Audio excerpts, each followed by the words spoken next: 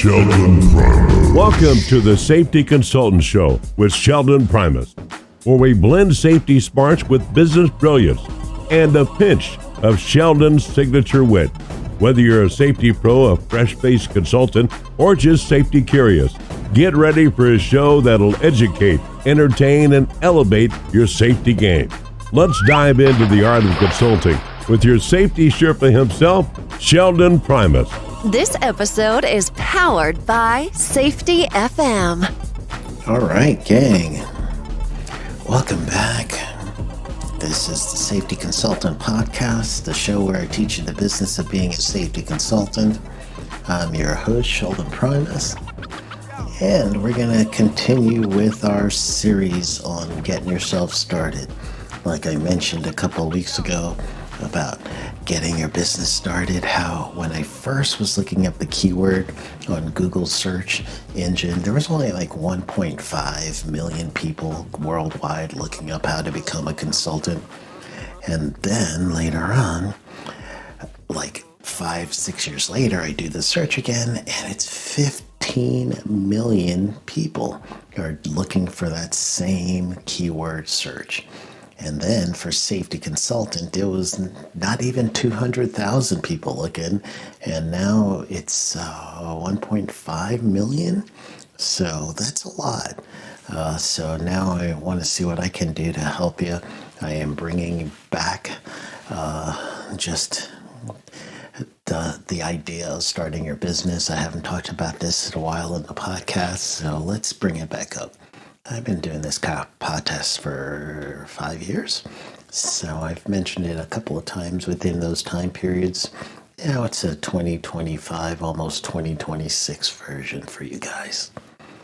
So first we talked about getting your foundation set. So first, the foundation thing that you're looking for is naming, branding, doing your domains, making sure you're ready for that part. So we started doing that first. And then after that, well, we also helped you get an understanding of defining your client avatar. And then when I say we, it's me. I helped you, but that's okay. It makes it a lot easier if I say we, because honestly, we're doing it together, right? All of us, you, me, everyone listening, we're all helping each other out. So there you go. That's my we.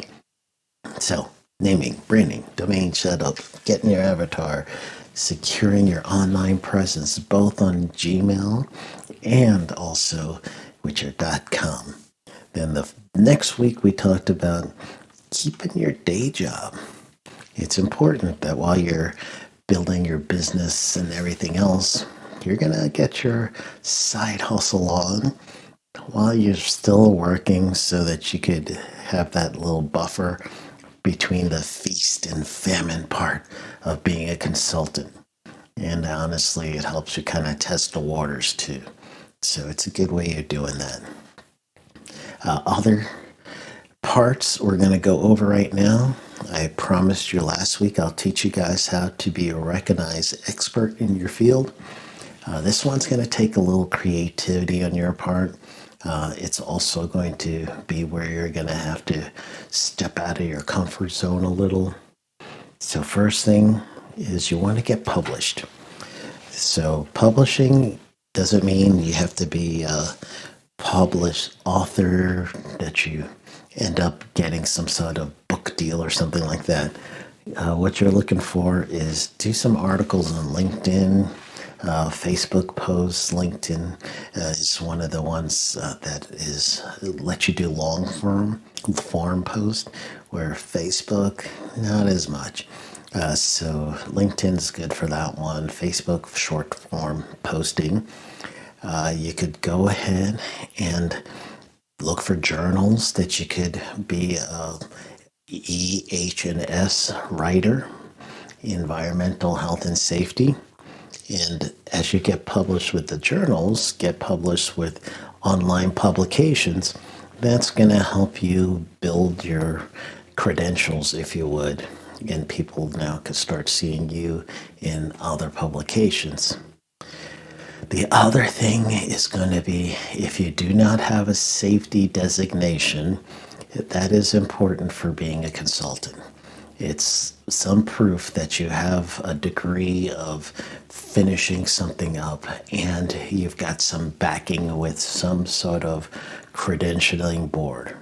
So for me, I am a certified occupational safety specialist, COSS, and then I am a certificate of occupational safety manager holder, COSM.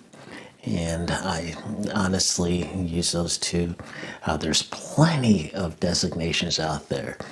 Most of you have heard of certified safety professionals, and there's a bunch of others. So you can look up safety designations. If you're in college, degree beats designations all day long. So definitely get your degree if you can. If not, then look for a certification that fits in your genre, in your field.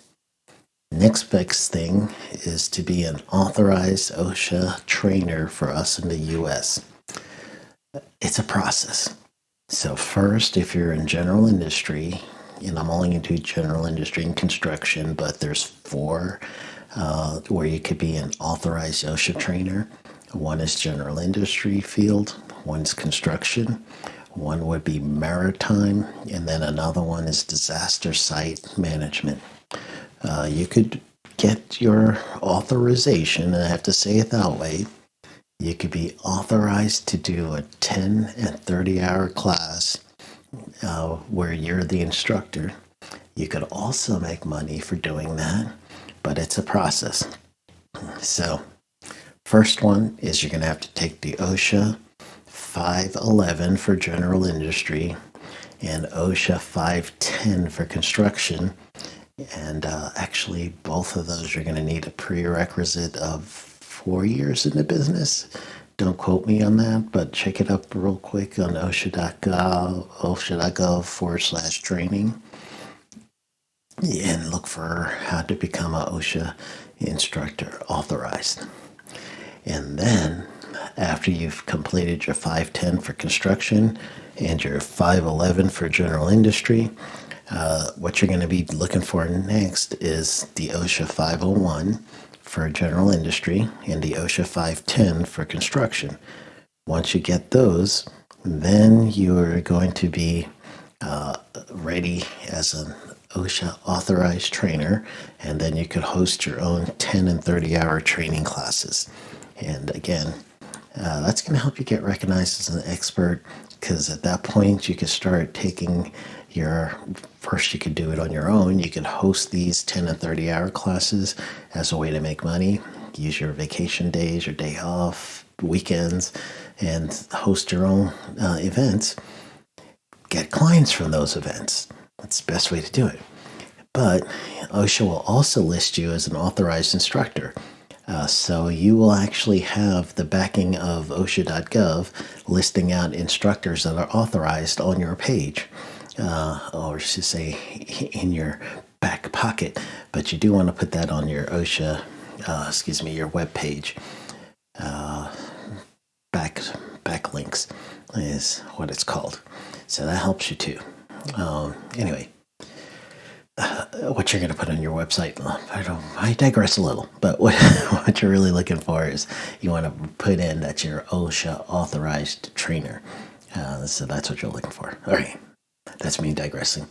So anyway, this is also another way for you to be a recognized expert is look for in your industry some trade association, especially if you could physically be there, and you could guest speak for those associations. And after you become a guest speaker there, you'll probably have to do it for free, but that's okay. Those associations are looking for some people to help build their brand. And what you'll do is just stick around, talk to some people afterwards. There'll always be people wanting to check out what you're saying and talk a little bit and find out some more about you. That's going to help you. That's a client base as well.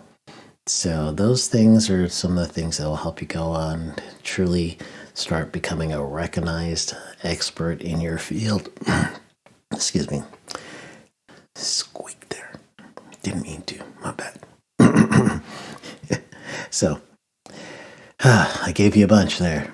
So that's enough to kind of chew on, digest, go out there and give it a shot, all right? I'm making all these episodes bite-sized pieces so you get some work. Everything that I'm mentioning is also in my 7 steps to starting a profitable safety consultant business book that's been out there. So just go to sheldonprimus.com/ebook, scan the QR code, and get your own copy from there. All right, gang? So go get them.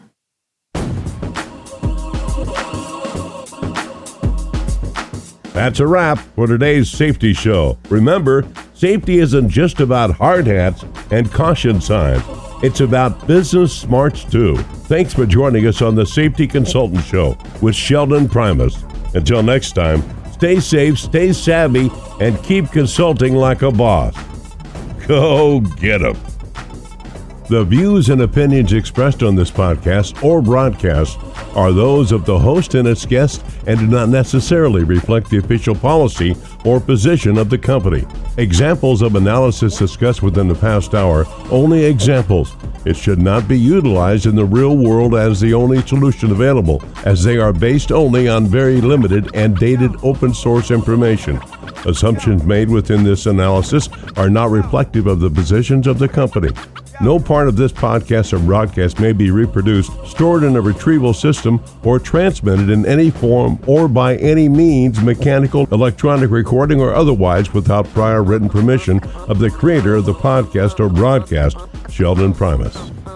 This episode has been powered by Safety FM.